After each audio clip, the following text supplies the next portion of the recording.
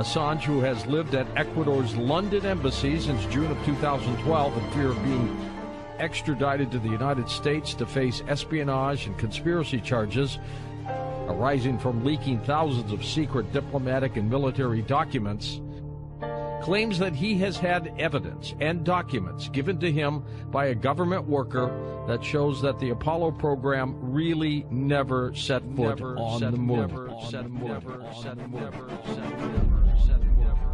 The documents are said to have been handed to the WikiLeaks founder by a retired high-ranking official of NASA that has worked within the government for more than 45 years, according to Assange.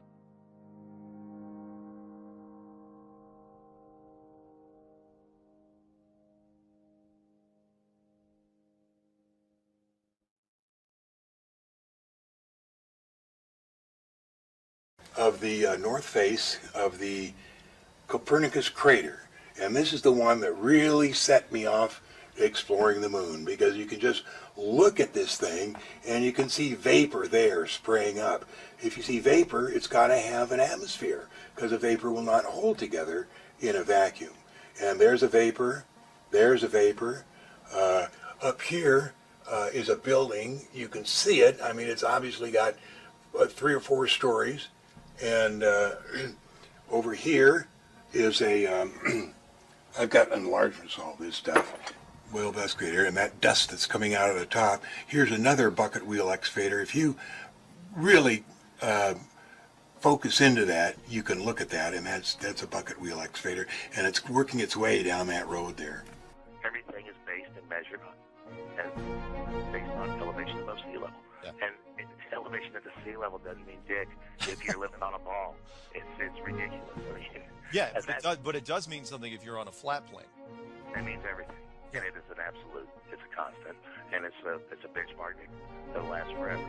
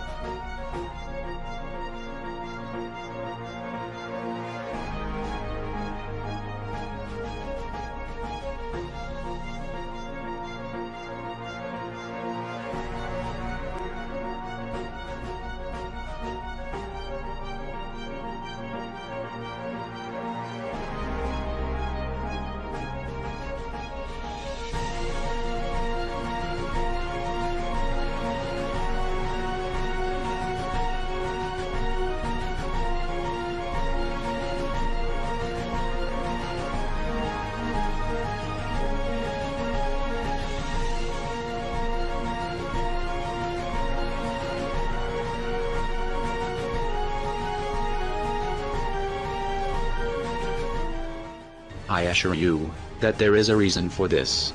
If the flat earth theory did not have any merit, it would not have lasted more than a month on the web.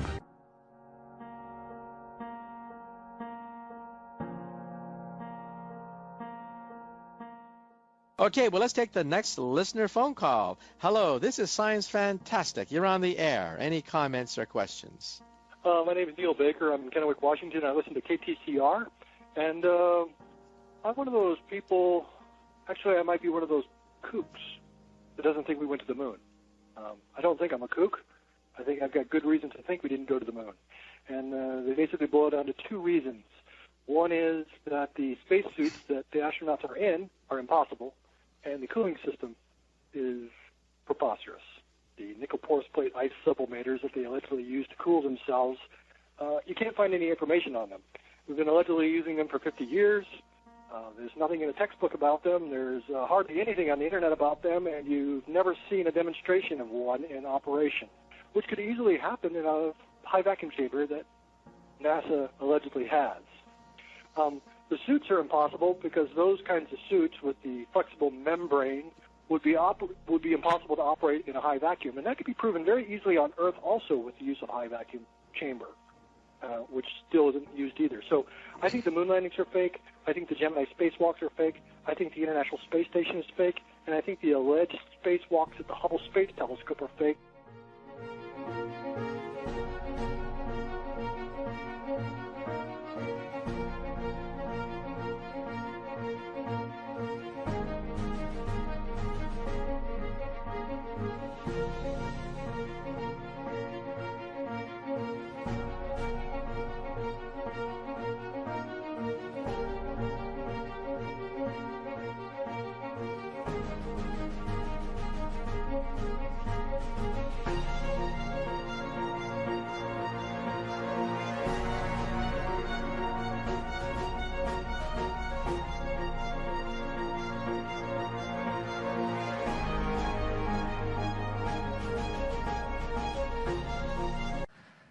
I am going to talk about global warming revisited.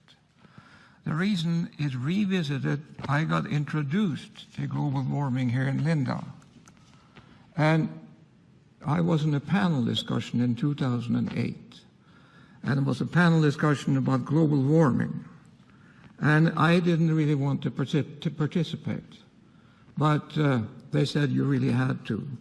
And so I spent maybe half a day or a day or so looking at Google. And I was horrified by what I found.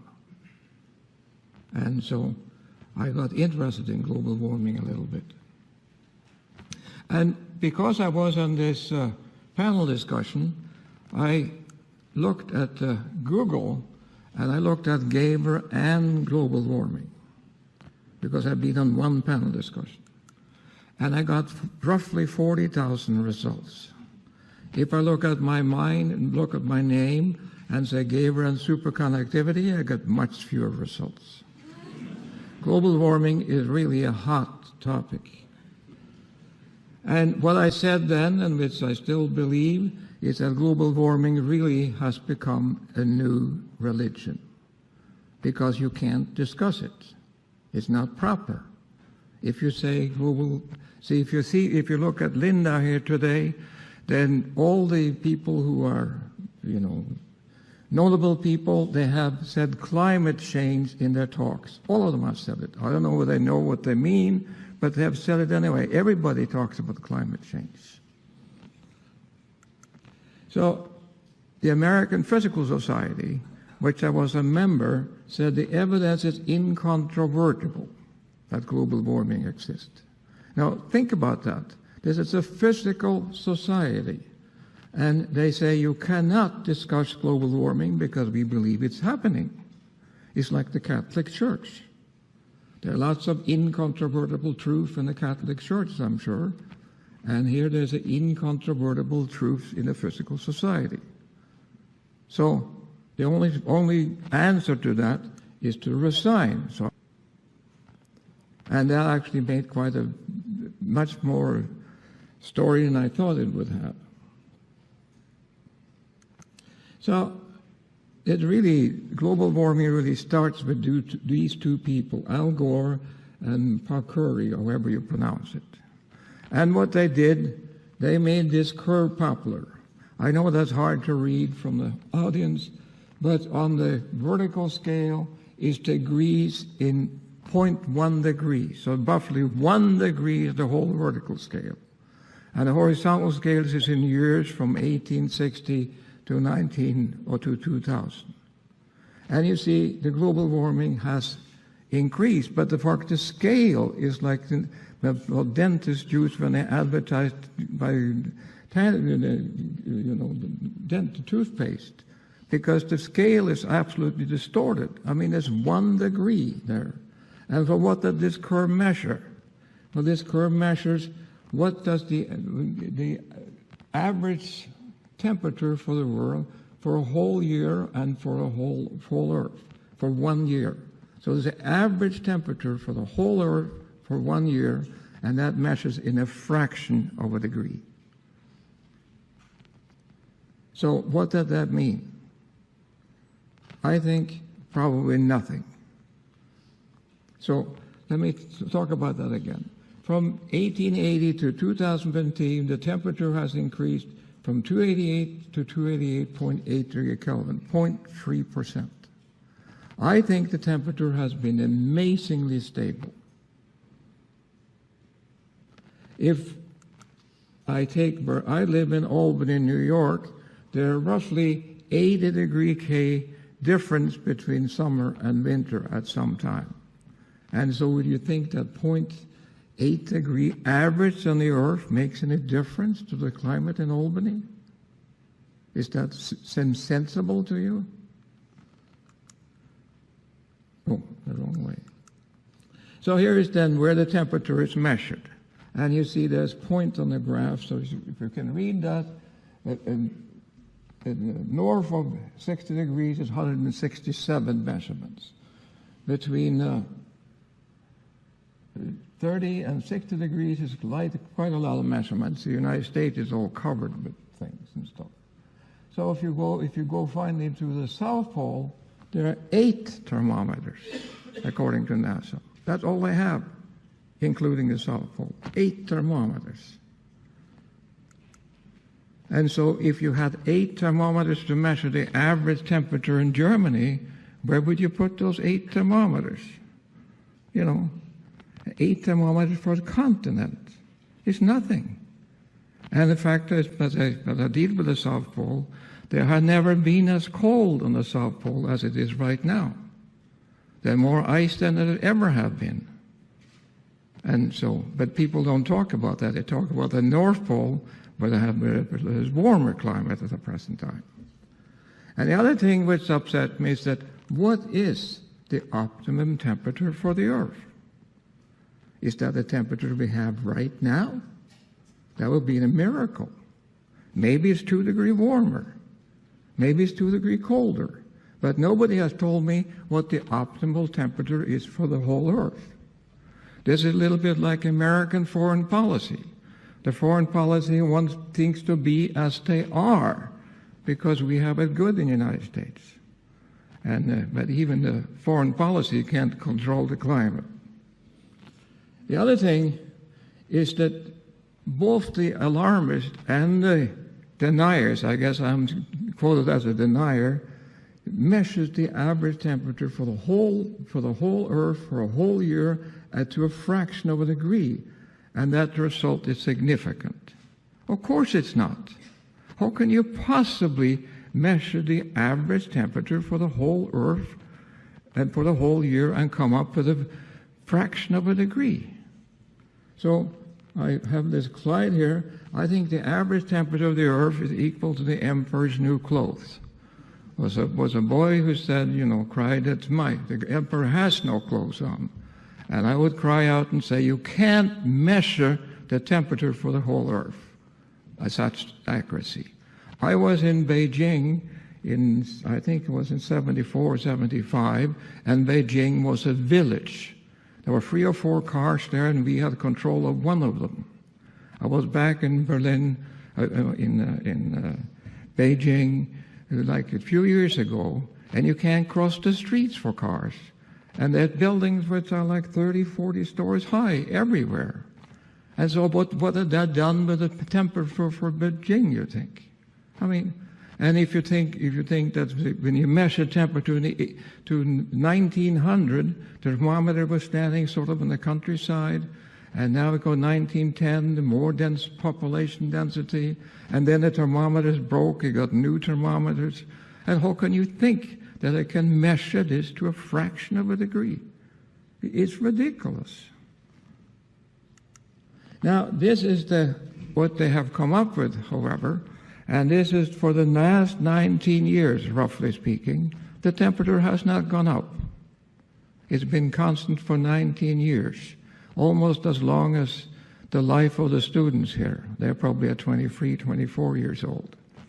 So it hasn't gone up. And there was a big peak in 98. That's very recognizable.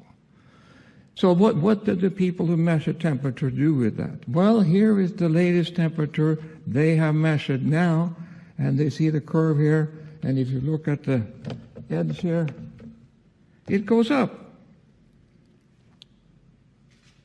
I made a bit better one here. The temperature here goes up. How can that be when I just showed you the other curve, the temperature has been constant? Well, the reason for that is that they include now the ocean. But for 100 years, the ocean has not been included. Why do you think they include the ocean? Because it's more accurate, or because they can fiddle with the data? That's what NASA does. So Obama said last year that 2014 was the hottest year ever. But it's not true. It's not the hottest year. So if you don't believe I'm cheating you, here's some satellite data, and this is the peak in 98, and you see basically the satellite data shows the same thing. The temperature has not increased. So what is then a greenhouse effect? Well, without the atmosphere, the Earth would have been roughly 35 degrees warmer, roughly speaking. Now, from 1898 to 1998, the temperature has increased 0.8 degrees. And the CO2 concentration has increased from 295 to 367, or roughly 72 parts per million in 100 years. That's what has happened. That's the fact. I'm not making this up. Now from 1998, which is basically the hottest year, the CO2 has increased from 367 to 403, or roughly 36 parts per million. That's half of the previous increase. So why hasn't the temperature increased 0.4 degrees then? I mean, if you're a physicist, for heaven's sake, and here's the experiment, and you have a theory, and the theory doesn't agree with the experiment, then you have to cut out the theory. You were wrong with the theory. See, that's half the thing. It should have been, but it isn't. So you can't believe then the people who are the alarmists say that CO2 is a terrible thing, and therefore you have to not drive and use solar cells and stuff because otherwise the world will go to pot. But it's not true. It's absolutely not true. So nature, in its wisdom, this was happened actually in 2012 when I gave another talk on global warming here, has come up with a magazine. And they want to cash in on the fad. My friend said I shouldn't make fun of nature because then I won't publish my papers. But I don't publish my papers anyway, so I'm safe there. So they had an article in there, for example, that corn yield in Africa decreased 1% for each day over 30 degree Kelvin. See, that's a very difficult thing to determine. But they published that article anyway. There was nothing saying in Nature that in the United States we put 10% alcohol into gasoline.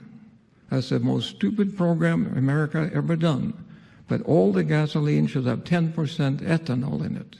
And that comes from corn as well, from corn grown in Iowa, I guess. And that's food.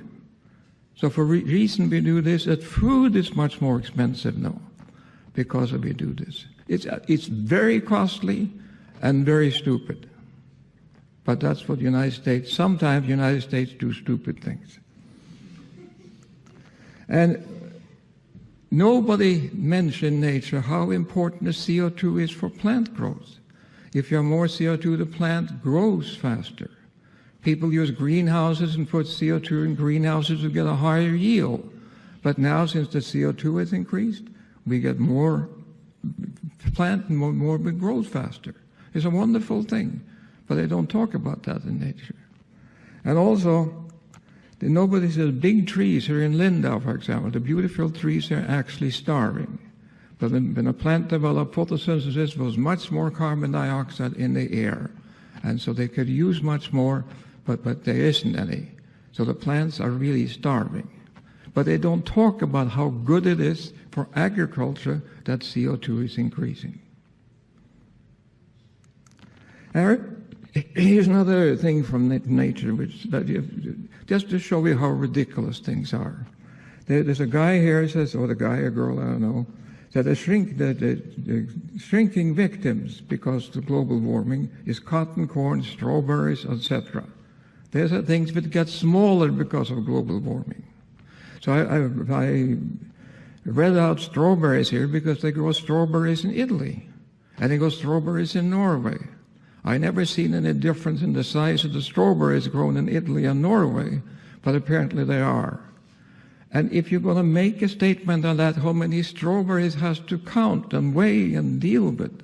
See, it's ridiculous. And then it says here, herring is also smaller. But they've catch a lot of herring in Norway. I never heard anybody say that. But they claim that all these things, lynx, wood rats, squirrels, shrimp, scallop, cotton, corn, everything gets smaller because of global warming. Published in Nature. So unfortunately, it is not true for people.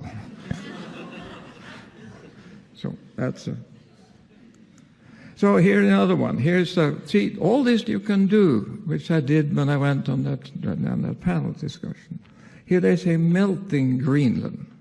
And you look at that picture, it's carefully done, some people standing in the ice, and a river flowing off, and you think Greenland will disappear.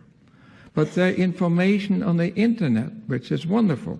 And I looked it up. There are 4 harbors in Greenland.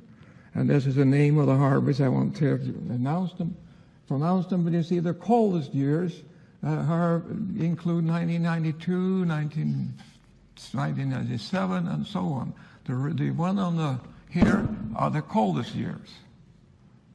And here are the warmest years. And so the warmest years basically the 1930. And those are the facts. Those are the temperature the people in the harbors in Greenland has measured over the years. And it doesn't look like it's getting any warmer. I mean, I don't understand it.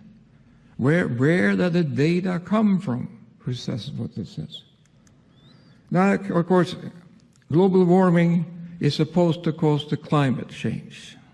That's what it was. But the climate changes anyway. The climate has always changed. But the people who believe in global warming say the reason climate changes is because of global warming. And the World Meteorological Organization says you need 30 years to determine the climate. So this is a difficult slide to see here, but this is the rainfall in lots of places all over the world. But if we focus on this one here, this is the Dust Bowl in the Midwest in the 30s. You see we have the Dust Bowl there. And you look at here in Africa, there's a huge amount of rain. The climate has changed everywhere, all the time. And that was before we talked about global warming. And the people in the Dust Bowl, people know how to move to California. So the Steinbeck wrote the story, the Grape of Wrath, about that. It was a very wonderful story. And so this has happened all the time, happened everywhere, and it's nothing to do with global warming. So when I ask people then, why is the climate change? Why? The temperature has not changed, so why do they talk about it? Another thing which amazes me really is that when they talk about climate change, it's always to the worse. See, the climate also changes to the better. And if climate changes, you have a 50% chance anyway, you got to be better someplace, for heaven's sake. It can't always be to the worse. So then comes the clincher. If climate change doesn't work to scare people, we can scare people talking about extreme weather. That must work. So here is extreme weather. And the question is the ocean level rising? Well, here is a graph. It's hard to see, but you see it again. But this scale is in thousands of years, and this scale is in meters. If you look at the recent scale, and you see here, this scale down, you can maybe read that, and this scale here is in centimeters. And for the last 100 years, the ocean has risen 20 centimeters. But for the previous 100 years, it also rose to 20 centimeters. And for the last 300 years, ocean has risen 20 centimeters 100 years. And so there is no unusual rise in the sea level. And to be sure you understand that, I'll repeat it. There is no unusual sight in the sea level. And here is the hurricanes in the United States for 150 years. Hurricanes are supposed to be much worse now because of the weather has gotten 0.8 degrees warmer. I mean, on the average.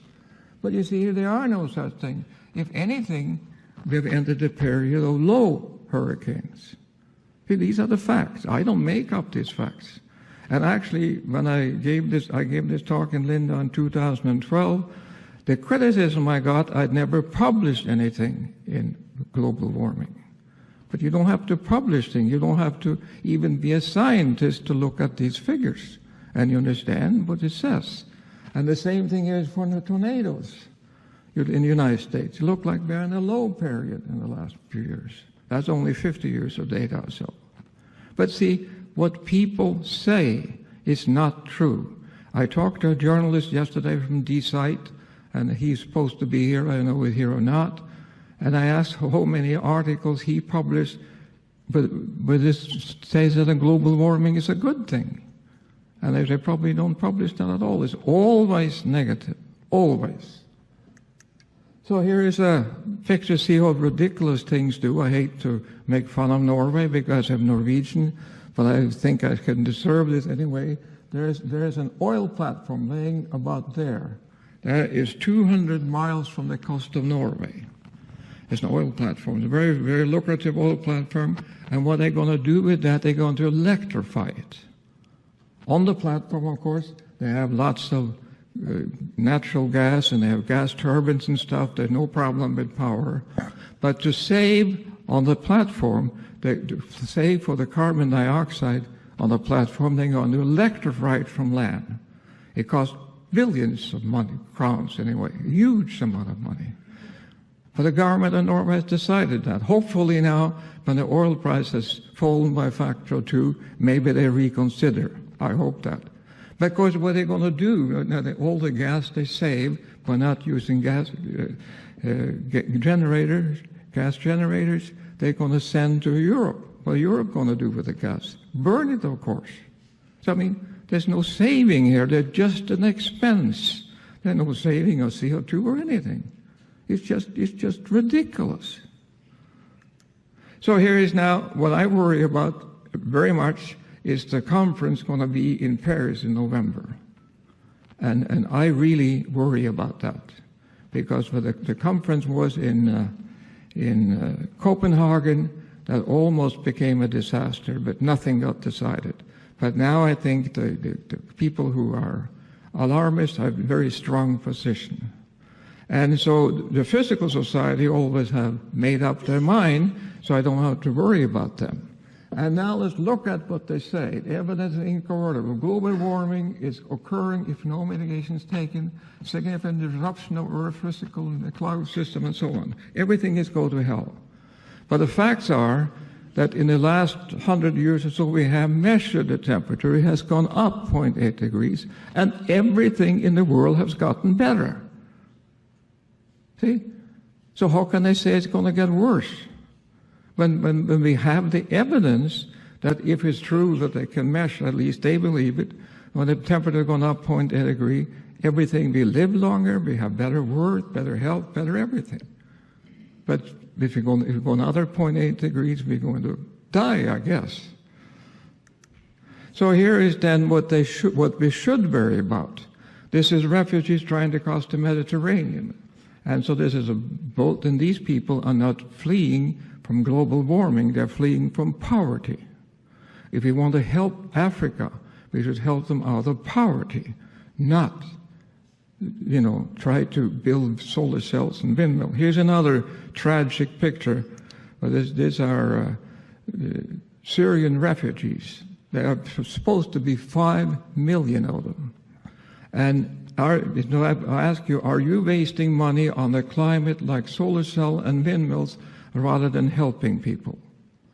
See, these people, when you spend, I look at Linda here, there are a lot of solar cells on the roof. These people have been misled. It costs money to do that. And so, and windmills cost money.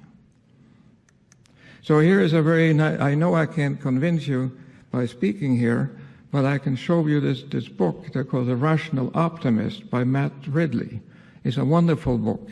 Actually, his main point is that we have it so good today because we are the only ape with barters, with trades. Human, as an ape anyway, they trade. No other animals do that. That's why we have taken this, so much advanced from other animals.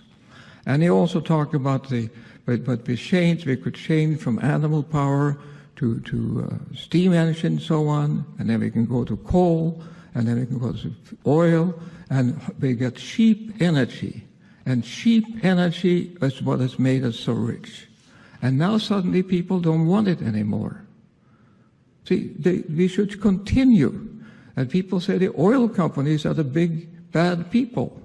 I don't understand why they are worse than the windmill companies. General Electric made windmills. They don't tell you it's not economical because they make money on it. But nobody protests, but they protest to Exxon, who makes oil. I mean, they're very good companies, but their companies are efficient, and that's why we have it so nice today. So here is a statement by Obama. He gave a recent speech at the college in the United States, and he said, "No challenge poses a greater threat to future generations than climate change." That's what he said. That's a ridiculous statement. See, United States probably kills maybe a few hundred people a day. They probably have killed 1 million or several million people the last 10 years or so. We've been at war. And the biggest problem Obama faces is climate change. How can he say that? And I say this to Obama, excuse me, Mr. President, but you're wrong. See, he's dead wrong. And I said that once I was part of an ad in the Time magazine, and I said the same thing. Because I think Obama is a clever person, but he gets bad advice. And in global warming, he's all that. See, I would say that the global warming basically is a non-problem. Just leave it alone, take care of itself. I can give you one example of that, and this is a little difficult, but I got it from a man named Elon Sampson. And he said, consider a large room, 20 by 20 by 10 feet. That's a large living room. And now I want to seal this room off from the rest of the world. And in the rest of the world, you have all these evil cars who have exhaust and spew out carbon dioxide in the atmosphere. So the question he raises then is after 1 year, when this room has been sealed off, how many matches do you have to light in this room to catch up with the cars? Any guesses on that? Probably nobody wants to guess that. But if you take this room and so many matches you have to light, if you light one single match, it brings the room up to 20 years of driving. 20 years. One match in a big room. It's the same number of carbon dioxide as all the cars in the world, which is 1 billion cars. Physicists are very good at this calculation. I was worried about when I got this letter from him, and I checked it.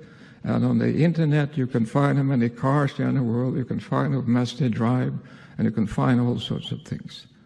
So you see, it's just one of these things. And it's hard for me. It's really very hard for me to understand that almost every government in Europe, and except I think Polish government, are worried about global warming. It must be politics. So finally then, I think that what we really have to do, we have to learn to live with change. It's climate changes, climate has always changed. We can't control that, so there's nothing we can do. And here is a picture of me and my wife when we got married 60 years ago. And here you can see how we have changed. And we have to live with that. And also you see what we changed, we have a color photo now. See, it wasn't color when we got married, so that's a change. And I will also say, so far we have left the world in a better shape than when we arrived, and this will continue, with one exception. We have to stop wasting huge, and I mean huge amount of money on global warming. We have to do that. But that may take us backwards. See, it's the people think that things are sustainable, but they're not sustainable. So anyway, that was all I'm going to say. So thank you very much. What's the problem of swearing to God that you did? Do you believe in God? You want me to knock you in the head? Well, I want you to swear to God on the Bible that you walked on the moon. Okay. If you walked on the moon, we're given the opportunity to swear to God that you walked on the moon. I'm going to give you the opportunity to get the hell knocked out of you if you don't leave me alone.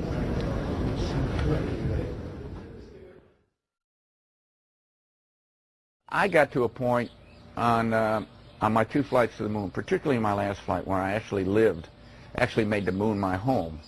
for over 3 days. You know, you become detached from one planet. You become detached from Earth, which is your identity with reality. But we launched at night, had a circle of the Earth about 1.5 times, and headed out to the moon for a 3-day voyage when we got there. So the engine is loud? You get, pardon? Is the engine loud as you're descending? Well, the engine is very loud. It's very difficult to tell the difference between feeling sound and hearing sound, but yes, it's loud. When you were in it, you couldn't hear it in the vacuum of space. It's a very kinetic, very dynamic period of about 10 to 12 minutes. And you get down to 200 feet, and you go through an area where you're either going to land or you're basically going to crash. So is the Earth, I guess, is 6 times bigger than the moon is from Earth? The Earth is about 4 times bigger than a full moon looks to us from Earth. It was very close to the horizon on Apollo 17, and that was unique for us. We didn't have to look up like most of the other flights from most of the other landing sites were to look at the Earth. I mean, I just glanced over my shoulder, and there's the Earth. It was there all the time. It was so prominent. It was almost involuntarily while you're going about your work and being a lunar geologist and exploring and driving a rover, you'd always be confronted by the Earth itself. It was, I tell you what, it was almost like a security blanket. Because you knew it was there. It was the warmth that accompanied your visit to another planet. For instance, our lunar module, when we lifted off the surface, had to burn for 7 minutes and 14 seconds. And that's just light off. Only one engine. You know, we had redundant or backup valves, but only one engine, one set of propellant tanks. It had to light off and had to burn for 7 minutes and 14 seconds. If it quit earlier than 7 minutes and 7 seconds, we came back down to the moon, and there was no rescue. So there was no strange phenomenon going through the belts of any kind. Nothing happened. There was no great unknowns, no science fiction going to the moon. It was all science fact, although sometimes it seemed like it was science fiction. I saw a CNN report about 3 years ago. The space shuttle went to about 365 miles, and that was the closest they got to the belts since the moon missions went through them. And they were about, I guess, 650 miles away from the belts. And they reported that it was more dangerous than previously believed, and that when they were 650 miles away, inside a shielding better than you guys used, they could see the radiation with their eyes closed going through their skulls and the retinas of their closed eyes. Well, I don't know about the shuttle. The shuttle doesn't have the capability to go very far, 400 miles. I don't know exactly where the Bell Ellen. Quiet. Hey. Hey. Hey. Hey. Quiet. You know, the shuttle doesn't have the capability to fly very far away from Earth, maybe 300-400 miles. I don't know exactly how far out the radiation Van Allen belt is. It didn't seem to bother us very much. Did you see shooting stars? Did you see the shooting stars? Yeah, I'm getting to that. Oh, okay.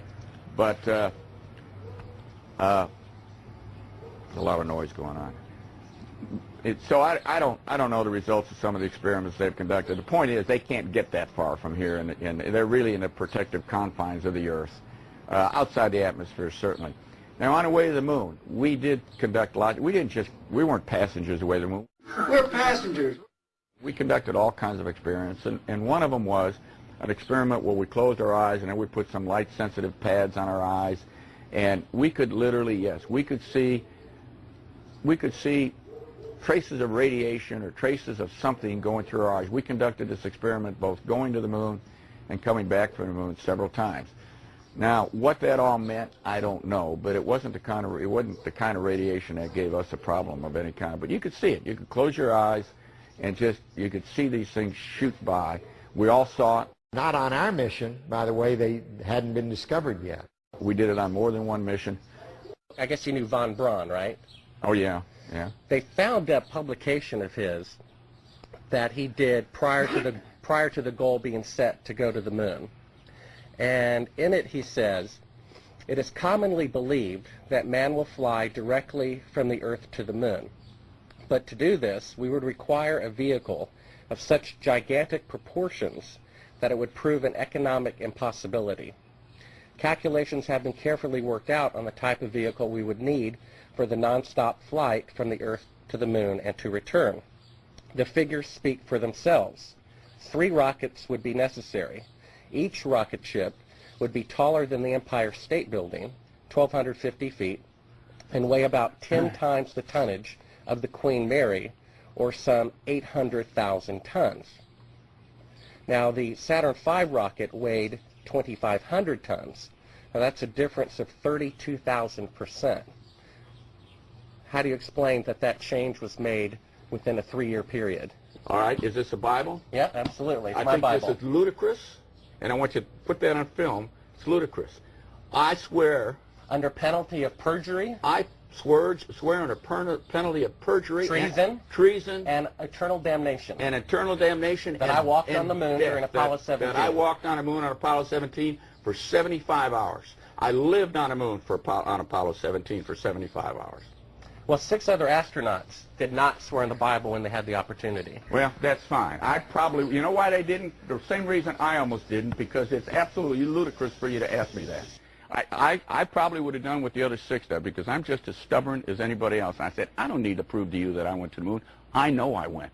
But I did that. You can put that on tape, and it's there, and you can show it to anybody you want. You know what I do with the Hasselblad? He left it.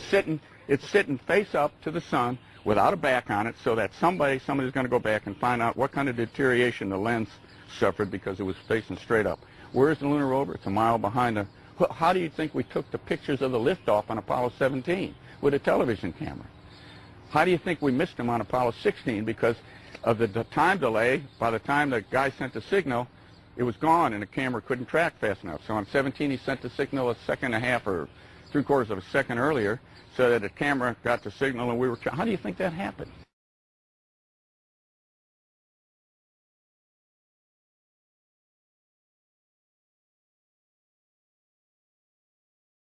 I've got a book telling me I didn't go to the moon, that thick, okay?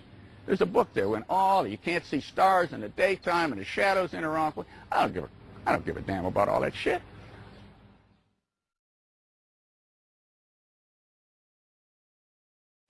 When you looked up at the sky, could you actually see the stars and the solar corona in spite of the glare? We were never able to see stars from the lunar surface or on the daylight side of the moon by eye without looking through the optics. I don't recall during the period of time that we were photographing the solar corona what stars we could see. I don't remember.